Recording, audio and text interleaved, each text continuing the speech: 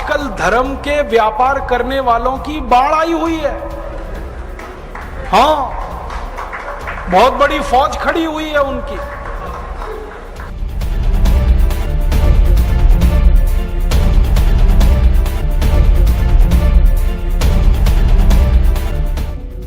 शराब का सबसे पहला फायदा, शराब आपके कॉन्फिडेंस को बढ़ाती है।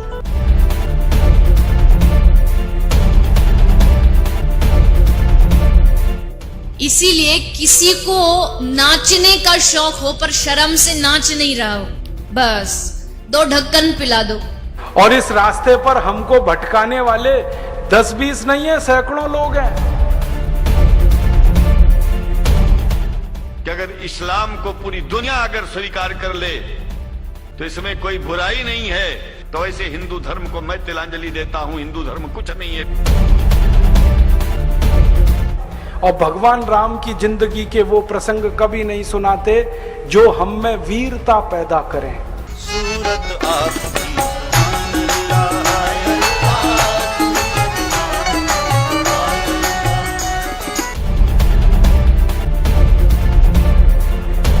कहीं से 10 करोड़ लूटो, कहीं से 20 करोड़, कहीं से 25 करोड़।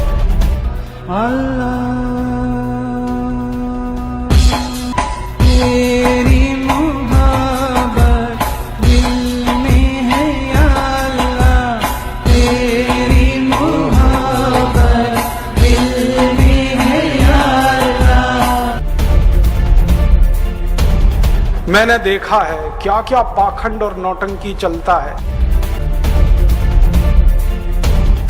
जिस समय नमाज पढ़ी जाए तो हम भी प्रयास करें कि अपनी भागवत बंद करके 5 मिनट के लिए उनके लिए हम अल्लाह को प्रणाम करें। क्या जाता है, क्या फर्क पड़ता है।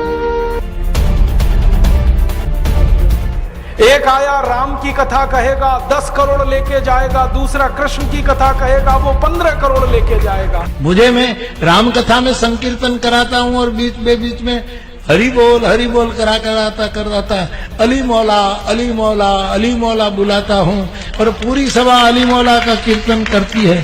तो कई धर्मगुरु मुझे भी पूछते हैं कि आप हरि बोल के साथ अली मौला को क्यों लाते हैं। मैंने कहा मैं लाता नहीं, अली मेला मुझसे बोल रहा है। ये बापू नहीं है, डाकू है। बापू नाम तो शर्म आती है कहते हुए, और माला पकड़ा देते हैं कि राम राम राम राम राधे राधे राधे राधे राम राम राम राम राधे राधे, बस यही करो देश तो ठीक हो जाएगा। और ज्यादा उनसे तर्क करो तो कहने लगे तुम क्यों व्यर्थ चिंता करते हो, तुम क्या लाए थे, क्या ले जाओगे, जो हो रहा है अच्छा हो रहा है। मैंने देखा है क्या क्या पाखंड और नौटंकी चलता है।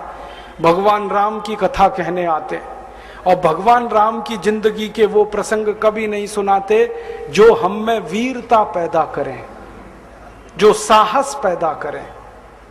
राम की जिंदगी में बहुत सारा हिस्सा साहस का है, वीरता का है।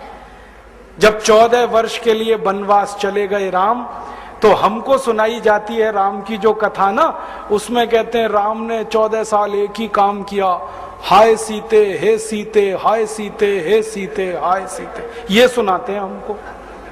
हाँ, यही सुनाते हैं निकाल के कहानी में से। और मैं कहता हूं कि राम को अगर हाय सीते हे सीते हाय सीते यही करना था 14 साल, तो दूसरा विवाह क्यों नहीं कर लिया। सैकड़ों राजा तैयार थे अपनी राजकुमारियों को राम को देने के लिए, वो तो कर लेते दूसरा विवाह। क्योंकि हाय सीते हे सीते, हाय सीते हे सीते, एक स्त्री के लिए अगर वो इतने ही बिलख रहे थे, तड़प रहे थे, दूसरा विवाह कर लेते। तो ये सब चुप हो जाते हैं, फिर बात नहीं करते। फिर मैं उनको रामायण में से निकाल के दिखाता हूं, देखो राम ने हे सीते हाय सीते कहा नहीं कहा ये मुझे नहीं मालूम, लेकिन 14 साल वन में रहते हुए सैकड़ों राक्षसों का संहार किया उन्होंने, मारा उनको और धर्म राज्य की स्थापना कराई। ये कहानी नहीं सुनाते क्योंकि इससे वीरता पैदा होती है। तो राम का जो वीरत्व है वो नहीं सुनाएंगे आपको, उनकी जो कमजोरियां हैं वो सुनाते हैं आपको। और राम कथा जब वर्णन की जाती है तो मंच पे बैठ के आहा कैसे आंसू, ढलल ढलल आंसू निकलेंगे, आपको भी रुलाएंगे, खुद भी रोएंगे। किस बात के लिए? हो राम को वन गमन में इतना कष्ट हो रहा है, वन में इतनी तकलीफें हो रही हैं, तो राम की तकलीफों का वर्णन कर रहे हैं, आंसू आ रहे हैं, और ये सारा वर्णन एयर कंडीशनड मंच पर बैठकर होता है। अपने को तकलीफ नहीं होनी चाहिए, राम की तकलीफों का वर्णन कर। एयर कंडीशन मंच चाहिए, एयर कंडीशन घर चाहिए रहने के लिए, एयर कंडीशन कार चाहिए, और चार्टर्ड प्लेन चाहिए आने और जाने के लिए, तब राम की कथा सुनाई जाएगी। जो राम जिंदगी भर पैदल चलते रहे, जिन्होंने अपना रथ भी छोड़ दिया था अयोध्या से निकलते समय, वो राम ने जिंदगी भर पैदल चल के काम किया, और यहां एयर कंडीशन कारों में घूम घूम कर, चार्टर्ड प्लेन में घूम घूम कर राम की कथा सुनाते हैं। वो कथा वथा नहीं है, वो उद्योग है, व्यापार है, बिना टैक्स का। और मुझे बहुत शर्म है ये कहते हुए, समय आने पर प्रमाण से बात करूंगा कि राम कथा कहने वाले ब्लैक मनी को व्हाइट मनी करने के काम में लगे हुए एजेंट हैं, और इससे ज्यादा कुछ नहीं है। और मुझे इससे भी बड़ी शर्म आती है कहते हुए कि आप जो उनको दे रहे हैं दान के रूप में, वो पैसा ब्याज पर उठा रहे हैं वो दूसरे लोगों को, और आपके दिए हुए पैसे से धंधा बना रहे हैं अपना। फिर ऐसे कृष्ण की कथा कहने वाले आ जाते हैं, कहते राधे राधे राधे राधे राधे राधे, और कुछ कहो ही मत, राधे राधे। कंस को मारा, जरासंध को मारा, शिशुपाल को मारा, अधर्मियों को मारा, ये सब थोड़े में, राधे राधे राधे राधे बड़े में। हाँ, क्योंकि आपको कायर बनाना है ना, निर्वीर बनाना है, नपुंसक बनाना है, तो वीरता की कहानी क्यों सुनानी है? तो चुन चुन कर ऐसी कहानियां सुनाते हैं। और मैं आपको बहुत गंभीर बात कह रहा हूं कि ये सारे हमारे देश में जो पाखंडी लोग हैं ना, राम और कृष्ण की कथा कहने वाले, ये सरकारों के साथ मिले हुए हैं, क्योंकि सरकारों ने इनको एक कान में मंत्र फूंका है, तुम लोगों का ध्यान इस तरफ भटकाते रहो ताकि कोई महंगाई के खिलाफ न लड़े, गरीबी के खिलाफ न लड़े, बेरोजगारी के खिलाफ न लड़े, अत्याचार के खिलाफ न लड़े, वो डूबा रहे राधे राधे राधे राधे राम राम राम राम, बस इसी में।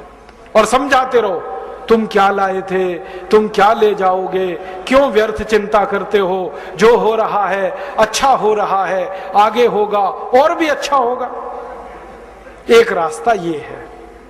अब दो रास्ते हैं अपने सामने, एक रास्ता भगत सिंह का, ऊधम सिंह का, चंद्रशेखर का, एक रास्ता हमारे ये धर्म गुरुओं का, पाखंडियों का, जो राम की कथा, कृष्ण की कथा। मुझे बहुत ऑफर आए हैं, मैं आपको दिल का दर्द बता रहा हूं, सच में कह रहा हूं, आपसे नाम नहीं लेता। मुझे ऑफर आए कि तुम कहां बेकार भटक रहे हो, मेरे साथ आ जाओ। मैंने कहा बापूजी क्या होगा उसमें? तो कहने लगे जितना मिलता है वो डबल हो जाएगा। मैं बोल रहा कैसे? तो उन्होंने कहा तुम्हारी वाणी में बहुत जोर है, और मेरे पास लोगों की भीड़ इकट्ठा करने का, मजमा लगाने का तरीका है। मैं ऐसा डमरू बजाता हूं कि सब इकट्ठे होते हैं, और तुम्हारी वाणी में जोर बहुत है, मिलके लूटेंगे, थोड़ा तुम्हारा थोड़ा मेरा। ऐसे खुले ऑफर हैं मेरे पास। और मैं कहता हूं बापूजी माफ करो। क्यों? कहते तुम्हें पैसे नहीं चाहिए। मैंने कहा पैसे ही चाहिए होते तो बहुत रास्ते हैं मेरे पास, यही एक बचा है। पैसे ही कमाने हैं तो बहुत रास्ते हैं, ये एक रास्ता थोड़ी है। बहुत तरीके हैं, पैसे कमा लूं, घर बना लूं, बीवी बच्चे ले आऊं, करोड़पति हो जाऊं, 10 करोड़पति हो जाऊं, 100 करोड़पति हो जाऊं, बहुत आसान काम है ये तो। थोड़ी चालाकी हो तो सैकड़ों करोड़ बनाना बिल्कुल मुश्किल नहीं है इस देश में। फिर अंत में तो वही होगा ना, सैकड़ों करोड़ हो गए, एक दिन डायबिटीज होगी, एक दिन अर्थराइटिस होगा, एक दिन हार्ट अटैक आएगा, मैं मरने ही वाला हूं। तो मरना तो है ही, वहां भी शायद जल्दी मरूं, क्योंकि जब शरीर में तामस वृत्ति आती है ना तो जल्दी मरता है आदमी। जब तक सात्विक रहता है तब तक थोड़ा दम रहता है, तो तामस वृत्ति आएगी, मरना मुझे वहां भी है। तो क्यों ना इस रास्ते पे चल के मरूं जहां सात्विक वृत्ति भी है, मरना है ये तो पक्का ही है, जिंदा तो कोई रहेगा नहीं। तो भगत सिंह का रास्ता क्या बुरा, ऊधम सिंह का रास्ता क्या बुरा, चंद्रशेखर का रास्ता क्या बुरा, कुछ करके मरो ना। मरेंगे ये सब भी। राम की कथा सुनाते सुनाते हार्ट अटैक आएगा, मरेंगे वो भी। डायबिटीज सबको हो रखी है, मैंने देखा है नजदीक से जाके, सब इंसुलिन लगाते हैं, खाते हैं गोलियां, अपनी डायबिटीज नहीं मिटा पाते, दूसरों को उपदेश देते फिरते। ब्लड प्रेशर सबको बढ़ा हुआ है, क्योंकि ये जो काला धन है ना, इसका हिसाब किताब करने में बीपी ही बढ़ने वाला है।